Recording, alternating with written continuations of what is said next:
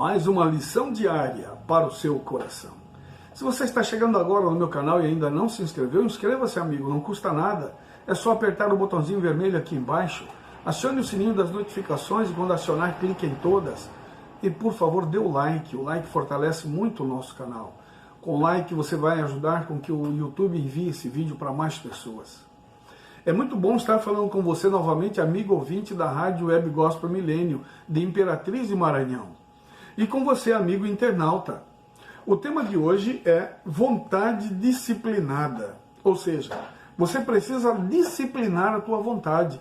O homem, por vontade própria, por ele querer, ele não quer coisas boas, só quer coisas ruins. Mas aí você pode perguntar, e o que é coisa boa e o que é coisa ruim? Bom, estamos falando de Bíblia, estamos falando de salvação, estamos falando da presença de Deus em nossa vida. Isso é coisa boa. Mas a carne não deseja isso. A carne deseja somente as coisas deste mundo. Por isso que precisamos, de fato, disciplinar a nossa vontade. Os nossos gostos, os nossos hábitos, o nosso querer. O que eu gosto de fazer nem sempre é aquilo que Deus gostaria que eu fizesse. Então a gente precisa, de fato, disciplinar. Deixar com que Deus discipline todos os nossos desejos. Ele vai nos controlar. Aí sim, amigo, acredite, estaremos fazendo somente a vontade de Deus. Nos textos de Gênesis 3, versículo 6, 2 Samuel, capítulo 11, de 2 a 4, Gálatas 2, de 11 a 12, você vai encontrar Eva fazendo a vontade dela. Viu ela que a fruta era boa para se comer, foi e comeu. Então Eva escolheu comer a fruta, não teve disciplina na escolha. Davi viu aquela mulher nua, desejou-a, mas ele sabia quem era ela, e primeiro mandou saber quem era essa mulher, e mesmo assim a trouxe, entrou a ela e a engravidou, Batseba. Então quer dizer, Davi não teve uma disciplina na sua vontade, ele não colocou a vontade dele conforme a vontade de Deus. Mas nós temos também Pedro, que quando não tinha ninguém olhando, nenhum judeu olhando, aí ele ia lá, comia com gentios, conversava, abraçava, beleza. Chegava judeu, ele corria, se escondia e não falava com gentio. Por quê? Normalmente judeus não conversavam com gentios. Paulo viu isso. E quando Paulo encontrou Pedro nesta situação, o que foi que Paulo fez? Repreendeu a Pedro. Disse para ele, porque quando não tem ninguém você fala com gentio, quando tem judeu você não fala com gentio, isso está errado, meu amigo. E ele então o repreendeu. Na realidade é necessário que nós disciplinemos a nossa vontade. A nossa vontade, o nosso costume, nossos hábitos precisam estar de acordo com a vontade de Deus. Ainda em 1 Pedro 1, versículo 13, Pedro estava preocupado com o que os seus leitores iriam fazer. Que fossem, então ele escreve dizendo que os seus leitores, as pessoas com quem ele convivia, fossem sóbrios e dominassem seus sentimentos. Ou seja, ter autodomínio próprio. Então isso era muito importante. E era isso que Paulo Pedro, não é? Está apelando ao coração. Sendo que ele foi citado por Paulo, sendo corrigido, porque ele também não tinha. Mas depois ele entendeu. E agora ele está dizendo para todos os seus ouvintes, para todos os seus leitores, seus amigos, as pessoas próximas, que eles precisavam ter autodisciplina. Nós precisamos disso para nossas vidas, amigos. Acreditem. Esse Deus é um Deus que ama e quer salvar. Ele quer nos transformar. Ele quer nos dar autodisciplina em todos os nossos gostos e forma de ser. Lembra que nós estamos falando sobre o que pensava Agostinho quanto ao que Deus olha, ao Deus olhar para nós, como ele nos vê. Agostinho achava que havia predestinação, tanto para a salvação como para a perdição. Mas Pelágio já pensava diferente. Pelágio pensava que que a posição de Agostinho levava à fraqueza espiritual, já que os cristãos colocariam a culpa de sua decadência moral no pecado de Adão e Eva, e evitariam a responsabilidade delas pelo pecado e pelo mal, é claro. Por isso, Pelágio propôs outra perspectiva. Como Agostinho, ele acreditava que Deus havia criado um universo perfeito e os humanos como seres livres. O mal se originou na escolha livre de Adão de pecar. No entanto, Pelágio rejeitava a ideia de Agostinho de que os humanos herdam uma natureza pecaminosa e a culpa de Adão. De acordo com Pelágio, o pecado de Adão afetou apenas ele e não seus filhos.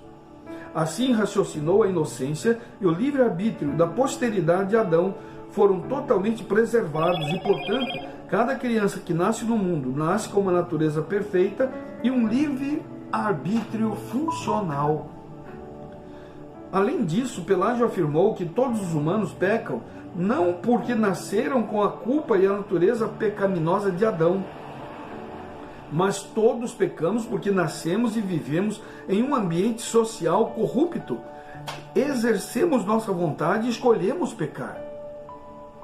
De acordo com o filósofo, uma pessoa é culpada não por causa da culpa herdada de Adão, mas devido à sua própria escolha de pecar. E é isso mesmo. Portanto, ele afirmava: Deus nos responsabiliza pelos nossos pecados, pois somos verdadeiramente livres. Deus nos chama para levar uma vida justa, porque sabe que podemos fazer isso. Jesus teve uma vida perfeita e nos mostrou que isso é possível. Sim, vivemos pela graça de Deus, mas na visão de Pelágio, a graça divina consistia no fato de que ele nos criou com livre-arbítrio, nos deu sua lei e instruções para viver uma vida justa e perfeita, e nos deu o exemplo de Jesus. Além disso, ele nos dá perdão em Jesus no caso de cairmos em pecado e nos dá a orientação do Espírito Santo em nossa jornada espiritual. Então veja, na realidade assim, o que Pelágio está dizendo é o seguinte, que nós nascemos pecadores, todos. Porém, o desenvolvimento do pecado é escolha nossa. Aí vem uma outra instrução.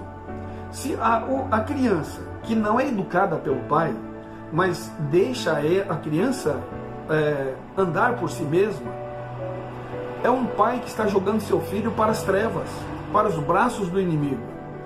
O bem, ele desenvolve desse tamanho assim, mas o mal, ele desenvolve assim, enorme. Então, na realidade, o que a gente precisa fazer? Educar os filhos, ensiná-los no caminho do Senhor, para que eles aprendam a tomar decisões. E neste caso, Pelágio tem razão. Por quê? Porque na realidade tudo depende de nossas escolhas. Cada um de nós tem uma obra individual a fazer. Cingir nosso entendimento, ser sóbrios e vigiar em oração. A mente precisa ser firmemente controlada para que se demore em assuntos que fortaleçam as faculdades morais. Os pensamentos devem ser puros e limpas as meditações do coração, de modo que as palavras da boca sejam agradáveis ao céu e proveitosas aos que estão ao nosso redor, ou os que nos rodeiam. A mente deve ser cuidadosamente guardada. Nada deve ter permissão de entrar que possa danificar ou destruir o vigor da saúde. Mas, para evitar isso, ela deve preocupar-se com a boa semente, que ao germinar produzirá ramos frutíferos. Mas coisa boa. O jovem que encontra prazer e felicidade em ler a palavra de Deus e na oração é constantemente restaurado pela fonte da vida. Atingirá uma excelência moral e uma amplitude de pensamentos de que outros não terão ideia. A comunhão com Deus anima os bons pensamentos, as nobres aspirações, claras percepções da verdade e altos propósitos de ação. Ou seja, a ação mostra o que eu sou. O que eu estou fazendo está de acordo com a vontade de Deus? As escolhas que eu estou fazendo são escolhas que Deus escolheria para si? Os que assim ligam a própria alma a Deus são por Ele reconhecidos como filhos e filhas. Criaturas, amigo internauta, amigo ouvinte da Rádio Milênio, criaturas todos nós somos, mas nem todos somos filhos e filhas de Deus. estão continuamente alcançando cada vez mais alto, obtendo uma visão clara de Deus e da eternidade, até que Ele os torna condutos de luz e sabedoria para o mundo. Você encontra isso no livro Minha Consagração Hoje, na página 83. Poucos compreendem ser um dever exercer domínio sobre os pensamentos e imaginação. É difícil manter a mente indisciplinada, fixa em assuntos proveitosos. Se, porém, os pensamentos não forem devidamente empregados, a religião não pode florescer no coração. A mente deve se preocupar com as coisas sagradas e eternas, ou, do contrário, nutrirá pensamentos frívolos, superficiais. Tanto as faculdades intelectuais como as morais devem ser disciplinadas e, pelo exercício, serão revigoradas e aperfeiçoadas.